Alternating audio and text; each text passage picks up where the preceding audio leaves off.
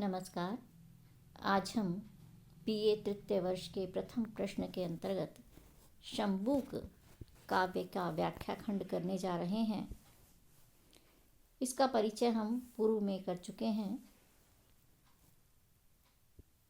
शंबुक में राजद्वार, पुष्पज्ञान, वन देवता, दंडकारण्य, प्रतिपक्ष, छिन्न शीश, आत्मकथ्य, रक्त तिलक नाम से 8 खंड हैं। आज हम इसका पहला खंड राजद्वार के बारे में बात करेंगे। आगे ज्योति मंडित दीर्घ उन्नत दिव्य राजद्वार, पीछे शक्तिशाली लोक रक्षक राम का दरबार, ऊपर तोरणों आच्छादनों कलशों ध्वजों की पांति, जितने रूप उतने रंग, जितने रंग उतनी भांति, सहज प्रहरी दंडधारी, हर पहर हर दिशा उल्लास की उठती लहर। राजद्वार का चित्रण करते हुए कवि कहते हैं, आगे ज्योति से प्रकाशित दीर्घ उन्नत बड़ा सा दिव्य राजद्वार दिखाई दे रहा है और ठीक उसके पीछे शक्तिशाली लोक की रक्षा करने वाले श्री राम का दरबार सजा है। और दरबार की सजावट कैसी है? ऊपर तोरणों आच्छादनों कलशों ध्वजों की पांति। ऊपर तोरण है, कलश और ध्वजों की पंक्तियां छाई हुई हैं। जितने रूप हैं उतने रंग हैं और जितने रंग हैं उतने ही प्रकार वहाँ पर दिखाई दे रहे हैं।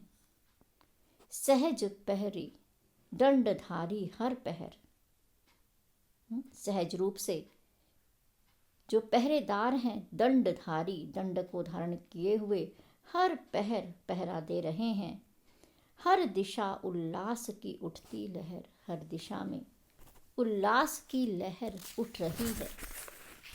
यह अयोध्या का हृदय प्रत्यक्ष है, कौन इससे अधिक समकक्ष है।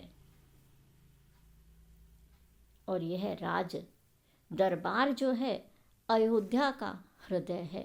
प्रत्यक्ष दिखाई दे रहा है कि ये अयोध्या का हृदय है। और कौन है जो इसकी बराबरी कर सके? कौन इससे अधिक है, समकक्ष है? कौन है जो इससे अधिक हो? और अधिक तो क्या, कौन है जो इसकी बराबरी भी कर सके?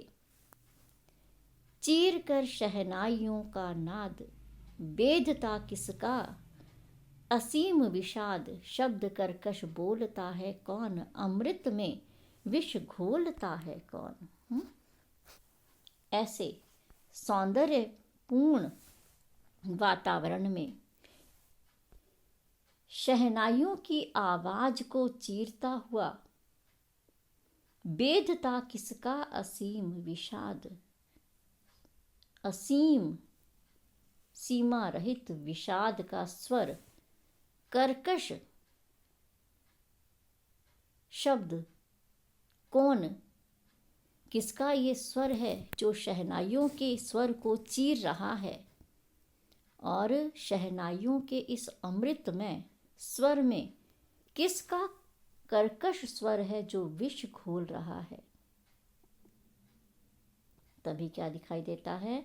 शिखा खोले शुद्ध ब्राह्मण एक, दे रहा अभिशाप बाहें फेंक, भूमि पर उसका तरुण प्रतिरूप, भग्न निश्चल यज्ञ का जो यूप, विगत के अस्तित्व से अनजान, स्वप्न में होता भविष्यत ज्ञान, रात्रि के पिछले पहर निस्तब्ध, व्यक्ति से जो बोलता प्रारब्ध। शहनाइयों की आवाज को चीरता हुआ एक कर्कश स्वर सुनाई देता है। और ये स्वर किसका है? शिखा खोले शुद्ध ब्राह्मण एक, अपनी शिखा को खोले हुए क्रोध से भरा हुआ शुद्ध होकर के एक ब्राह्मण अभिशाप दे रहा है, अपनी बाहें फेंक फेंक करके बार बार कह रहा है। भूमि पर उसका तरुण प्रतिरूप, भग्न निश्चल यज्ञ का जो यूप। भूमि पर उसका ही युवा प्रतिरूप, उसका पुत्र दिखाई दे रहा है। और वो कैसे दिखाई दे रहा है? जैसे कि यज्ञ की वेदी को भग्न कर दिया हो, तोड़ दिया गया हो। विगत के अस्तित्व से अनजान, स्वप्न में होता भविष्यत ज्ञान। विगत के अस्तित्व से अनजान, विगत जो बीत गया है उससे परे, स्वप्न में भविष्य के ज्ञान की तरह। रात्रि के पिछले पहर, निस्तब्ध व्यक्ति से जो बोलता प्रारब्ध। रात्रि के पिछले, रात्रि का जो पहर शांत बीत गया है, व्यक्ति से मानो उसका भविष्य, उसका प्रारब्ध, उसका भाग्य बोल रहा हो। इस तरह से वह विप्र बोल रहा है।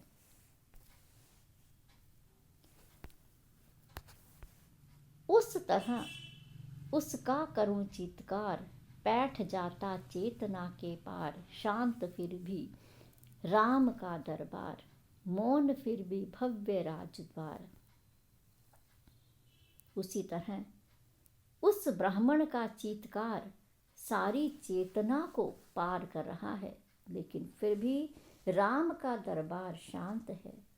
सब मौन है, वह भव्य द्वार भी मौन है। यातना उसकी दरारें खोल, ला रही सृष्टि में भूडोल। उसकी यातना उसकी दरारें खोल, उसकी ये यातना, उसका यह कर्कश स्वर ऐसे लग रहा है जैसे धरती को हिला देगा, इस सृष्टि में प्रलय ला देगा। भूमि पर अघटित घटेगा क्या, सूर्य निज पथ से हटेगा क्या। उसका ये वेदना से भरा हुआ स्वर क्या भूमि पर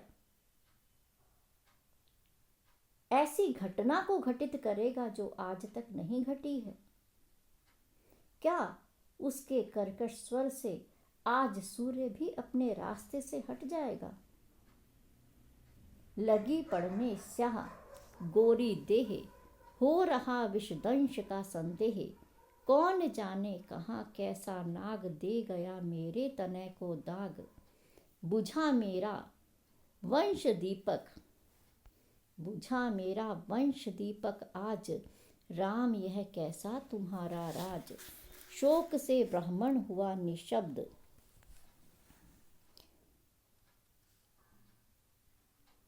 घट गए जो आयु के सब अब्द।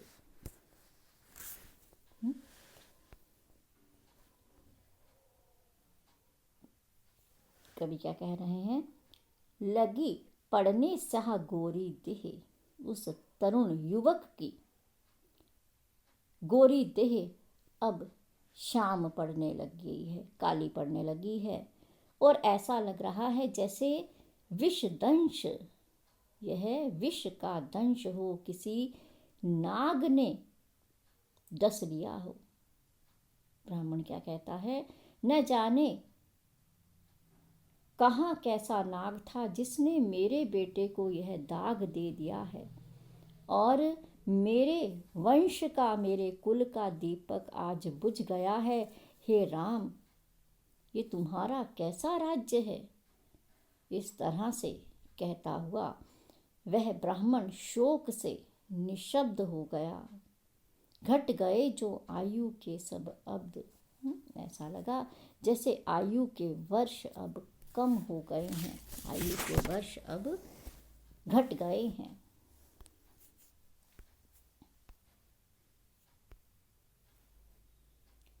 प्रजा पर यदि गिरे कोई गाज, दोष राजा का उठी आवाज।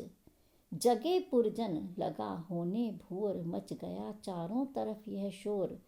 राम राज नहीं रहा अकलंक, इस कमल में भी सना है पंख। हुआ राजा से कहीं कुछ पाप, क्यों प्रजा पर छा रहा संताप। ब्राह्मण कहता है प्रजा पर यदि कोई संकट आता है, कोई गाज गिरती है, कोई अनहोनी होती है, तो दोष राजा का ही है।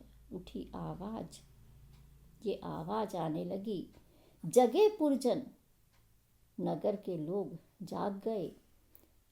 लगा होने भोर, भोर का समय होने लगा।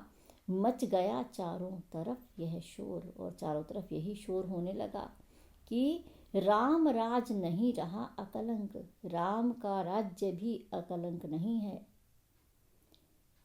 यह भी ऐसा कमल है जो कीचड़ से सना हुआ है। हुआ राजा से कहीं कुछ पाप, क्यों प्रजा पर छा रहा संताप। अवश्य राजा से ही कोई पाप हुआ है, और उस पाप का परिणाम है कि प्रजा संतप्त हो रही है, प्रजा दुख भोग रही है। सोचने जनता लगी है बात, दुख न बीता किंतु बीती रात। जनता ये बात सोचने लगी, लेकिन जनता का दुख नहीं गया, रात अवश्य बीत गई।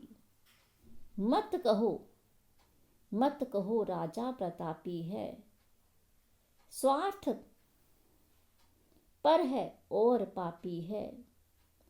जब असह्य होने लगे उद्गार, तनिक चेता राम का दरबार। मंत्री परिषद इस समस्या पर करें, जब तक की सोच विचार। राज वैद्य करें गहन विष दंश उपचार। सोचने लगी जनता यह बात, दुख न बीता किंतु बीती रात। दुख की वह घड़ी तो नहीं गई, परंतु रात बीत गई। और सब क्या कह रहे हैं, मत कहो राजा प्रतापी है, स्वार्थ पर है और पापी है। अब ये मत कहो कि राजा प्रतापी है, बल्कि ये कहो कि राजा स्वार्थ में डूबा हुआ है, और राजा ने जरूर कोई पाप किया है, और जिसका परिणाम ये हुआ कि जनता दुख भोग रही है।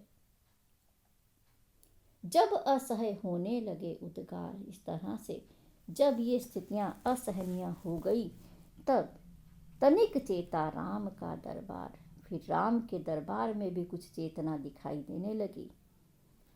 मंत्री परिषद, क्या विचार हुआ कि जब तक मंत्री परिषद इस समस्या पर विचार करे, तब तक राज्य वैद्य जो हैं वे सर्प के इस दंश का, विष का उपचार करे, और किसी तरह से उस युवा को बचाने का प्रयत्न हो।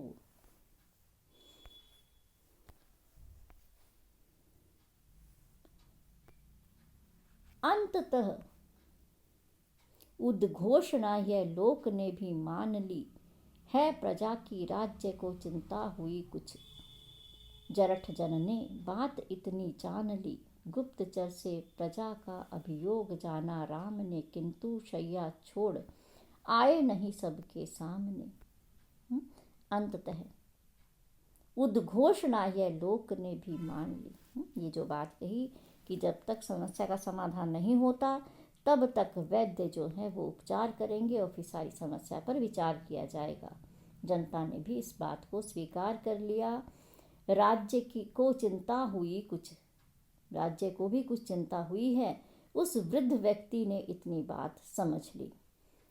राम ने भी गुप्तचर से इस संदेश को जब पाया, तो सारा हाल वो भी जान गए, लेकिन शैया छोड़ करके वे सबके सामने नहीं आए। वृद्ध ही थे 2 घड़ी में, वैद्यराज हुए शिथिल। असमर्थ मृतक बालक भी जी न पाया, हो गए उपचार सारे व्यर्थ। उस बालक का उपचार करने के लिए जो वैद्य लगे थे वे भी वृद्ध थे, और 2 घड़ी में वे भी असमर्थ हो गए, शिथिल हो गए, और उन्हें लगा कि अब इस मृतक बालक को जीवित नहीं किया जा सकता, सारे उपचार व्यर्थ हो गए। बंधु बांधव सब रहे अविराम चिंतित, मंत्रियों के साथ बैठे राम चिंतित। विप्र के दुख से अयोध्या धाम चिंतित, जप रहे थे भक्त भी हरि राम चिंतित। इस तरह से बंधु बांधव सब रहे अविराम अविराम लगातार, सब चिंता में डूबे हुए हैं। मंत्रियों के साथ राम भी चिंतित है। विप्र के उस ब्राह्मण के दुख से अयोध्या धाम चिंतित, पूरा अयोध्या चिंता से घिरा हुआ है। राम भक्त भी चिंता में ही डूबे हुए हैं। आर्त जनरब लगा बढ़ने, जो दिवस का ताप, भाग्य लिपि को लगे पढ़ने लोग अपने आप। आर्त जनरब, दुख से भरा हुआ लोगों का स्वर इस तरह से बढ़ने लगा जैसे दिन का ताप बढ़ने लगता है। दोपहर तक जैसे हम देखते हैं गर्मी बढ़ने लगती है, वैसे ही लोगों का दुख भी बढ़ने लगा। भाग्य लिपि को पढ़ने लगे पढ़ने लोग आप, और इस तरह से लोग अपने भाग्य को ही इस तरह से इस रूप में देखने लगे। तो आज हमने शंबूक के राजद्वार खंड के कुछ अंश किए हैं। अगले व्याख्यान में हम आगे बात करेंगे। नमस्कार।